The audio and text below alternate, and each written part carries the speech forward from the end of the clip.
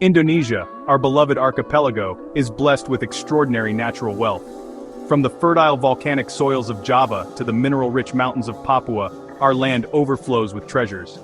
We are the custodians of vast reserves of tin, coal, nickel, and more. These resources hold the promise of prosperity, of a brighter future for all Indonesians. However, a harsh reality casts a shadow over this abundance. Despite being one of the most resource-rich nations on Earth, Indonesia continues to grapple with widespread poverty and stark inequality. How can this be? How can a nation so blessed be home to so much hardship? This is the cruel irony of the resource curse. It is a tale of squandered potential, of corruption and mismanagement, of environmental devastation and social unrest. It is a story that demands our attention, our outrage, and most importantly, our action. This is the story of Indonesia's natural wealth, and the urgent need to break the chains of the resource curse. The term resource curse may seem counterintuitive. After all, how can an abundance of resources be anything but a blessing? The answer, unfortunately, lies in the complex interplay of economics, governance, and human nature. Economist Richard Audi coined the term in 1993, describing the phenomenon where countries with abundant natural resources often experience slower economic growth and worse development outcomes compared to resource-poor countries. This paradox is rooted in several factors, including price volatility, corruption, and the neglect of other economic sectors.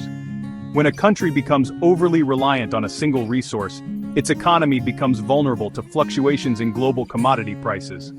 Furthermore, the allure of easy riches from extractive industries can breed corruption, as those in power seek to enrich themselves at the expense of the nation's future. Indonesia, sadly, exemplifies this curse. For decades, we have witnessed how the promise of our natural wealth has been squandered by greed, mismanagement, and a lack of transparency.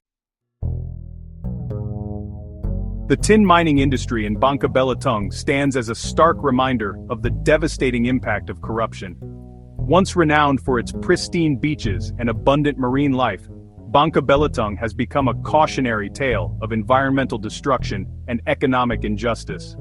In April 2024, a massive tin mining corruption scandal rocked the nation. The estimated loss to the state? A staggering $271 trillion, including the irreparable damage inflicted upon the environment. This blatant plundering of our national treasures highlights the urgent need for greater transparency and accountability in the extractive sector. The people of Bangka Belitung have borne the brunt of this greed. Their livelihoods, once dependent on fishing and tourism, have been decimated by rampant mining. The once clear waters are now murky with sediment, the coral reefs decimated, and the fish stocks depleted. This is the true cost of corruption, the erosion of trust, the destruction of livelihoods, and the theft of our children's future. Kalimantan, the heart of Borneo, is another tragic example of the resource curse in action. This once pristine rainforest, home to orangutans, clouded leopards, and countless other species, has been scarred by the insatiable hunger for coal. Indonesia is the world's third-largest coal producer, with much of this dirty energy extracted from the depths of Kalimantan. While the industry generates significant revenue, the benefits are often concentrated in the hands of a select few, while local communities bear the environmental and social costs. The Haji, a small elite group, have amassed immense wealth from coal, often through corrupt practices and exploitation. Meanwhile, many ordinary people in Kalimantan struggle to make ends meet, their lives disrupted by pollution, deforestation, and land grabbing. The pursuit of short-term profits has come at the expense of Kalimantan's long-term sustainability. The air is thick with coal dust, the rivers run black with pollution, and the once lush forests have been reduced to barren wastelands. Section 5. Nickel's uneven impact. Indonesia holds the world's largest nickel reserves, a strategic metal crucial for the production of electric vehicle batteries and other technologies. This abundance has attracted significant foreign investment, particularly from China, eager to secure access to this valuable resource. However, the nickel boom has not translated into widespread prosperity. While some regions have seen economic growth, Others have experienced increased poverty and inequality.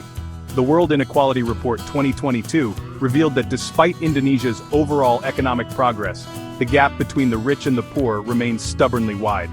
In 7 nickel-rich provinces, Sulawesi Tenggara, Sulawesi Tengah, Sulawesi Selatan, Maluku, Maluku Utara, Papua, and Papua Barat, poverty actually increased between September 2022 and March 2023.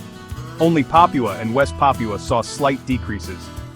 This highlights the uneven distribution of benefits from resource extraction. The nickel boom, while holding economic potential, also underscores the need for responsible resource management and equitable benefit sharing to ensure that all Indonesians, not just a select few, reap the rewards. Section 6. Environmental degradation, a heavy price to pay. The pursuit of natural resource wealth has come at a heavy environmental cost. Mining, in particular, has left deep scars on our landscapes, polluting our rivers, destroying our forests, and threatening the delicate balance of our ecosystems. Deforestation, often driven by mining activities, leads to habitat loss, soil erosion, and increased greenhouse gas emissions.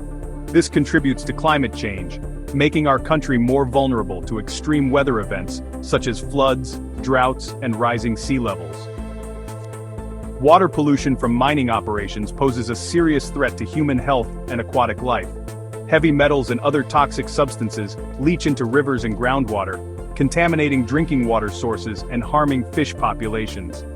The environmental degradation caused by unsustainable resource extraction is a debt we are passing on to future generations. It is a debt that will be paid in the form of a degraded environment, diminished biodiversity, and increased vulnerability to climate change. Section 7. Social inequality. The rich get richer. The resource curse exacerbates existing social inequalities, creating a vicious cycle of poverty and deprivation. While a small elite amasses vast fortunes from resource extraction, the majority of Indonesians, especially those living in resource-rich areas, often see little benefit. The World Inequality Report 2022 painted a stark picture of economic disparity in Indonesia. The bottom 50% of the population holds less than 5% of the national household wealth, while the top 1% controls a disproportionate share of the country's riches. This inequality fuels social unrest, as marginalized communities, often lacking basic services such as healthcare, education, and infrastructure, grow increasingly frustrated with the lack of opportunities and the unequal distribution of wealth. The concentration of wealth and power in the hands of a few undermines social cohesion, hinders economic development, and threatens the very fabric of our society. Section 8. Breaking the cycle, a path forward. Breaking the chains of the resource curse requires a fundamental shift in our approach to resource governance. We must move away from the extractive model that prioritizes short-term profits over long-term sustainability and social equity. Transparency and accountability are paramount. The government must be held responsible for managing our natural resources in the best interests of all Indonesians. This requires strengthening institutions, tackling corruption, and ensuring public access to information about resource extraction contracts and revenues. Investing in education, healthcare, and infrastructure is crucial to create a more equitable society and provide opportunities for all. By empowering our people with the knowledge and skills they need to succeed, we can break the cycle of poverty and dependence.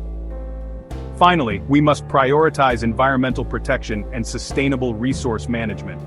This includes adopting stricter environmental regulations, promoting responsible mining practices, and investing in renewable energy sources to reduce our reliance on fossil fuels. Section 9. Conclusion. A hopeful future for Indonesia.